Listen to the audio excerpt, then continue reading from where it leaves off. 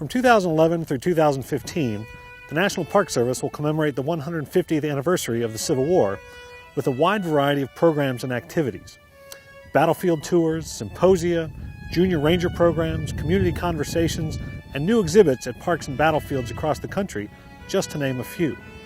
These exciting activities offer a wealth of opportunity to learn more about the events that shaped our nation's history and still reverberate today, a century and a half later. One type of program you won't see in a national park, however, is the battle reenactment. Although the National Park Service offers over 12,000 historic weapons firing demonstrations each year, battle reenactments, during which participants fire at one another, engage in simulated hand-to-hand combat, or feign casualties or death, are prohibited by National Park Service policy. This policy is deeply rooted in a three-part commitment to visitor and demonstrator safety, resource protection, and respect for those who fought and died on our nation's battlefields.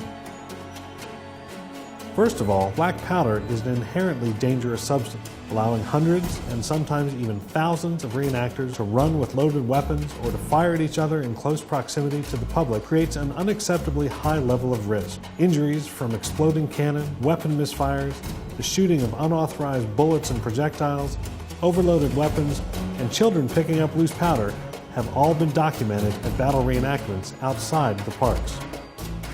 The National Park Service does conduct historic weapons firing demonstrations, but only under very strictly controlled circumstances. And we're proud that in the half-century since we've instituted these rigorous guidelines for black powder demonstrations, there has never been a serious accident or injury to either demonstrators or visitors. In addition to posing serious safety risks, reenactments also endanger the battlefields themselves, the very resource the parks were established to protect. Uncontrolled movement of large numbers of individuals on an original battlefield, often accompanied by horses, heavy equipment, campfires, and other accoutrements, can unintentionally cause significant damage to irreplaceable historic landscapes. Although the National Park Service strives to provide vivid interpretive experience, it must never be done at the expense of the historic resources that the agency has been entrusted to preserve.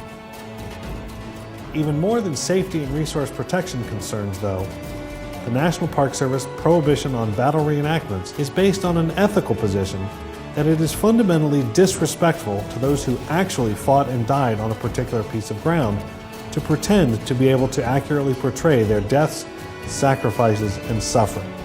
Even the best researched representations of combat cannot replicate the tragic horror, complexity, or scale of real warfare. Indeed, some battlefields may actually be undesignated cemeteries, as they may still contain the unrecovered remains of some of those whose lives were there lost. Although National Park Service policy prohibits battle reenactments out of respect and sensitivity for the very real suffering and death that occurred on these battlefields, it also recognizes and supports the very positive contributions that living history programs can make toward understanding our past.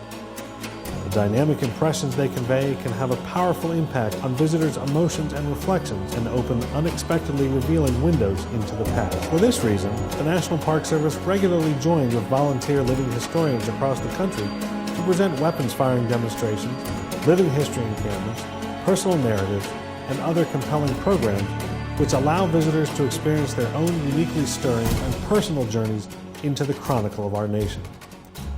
So join us during the Civil War 150th anniversary commemoration to experience some of these exciting programs for yourself and help us properly honor and remember the men and women who fought and died to create the nation whose legacy we continue to remember in our national parks.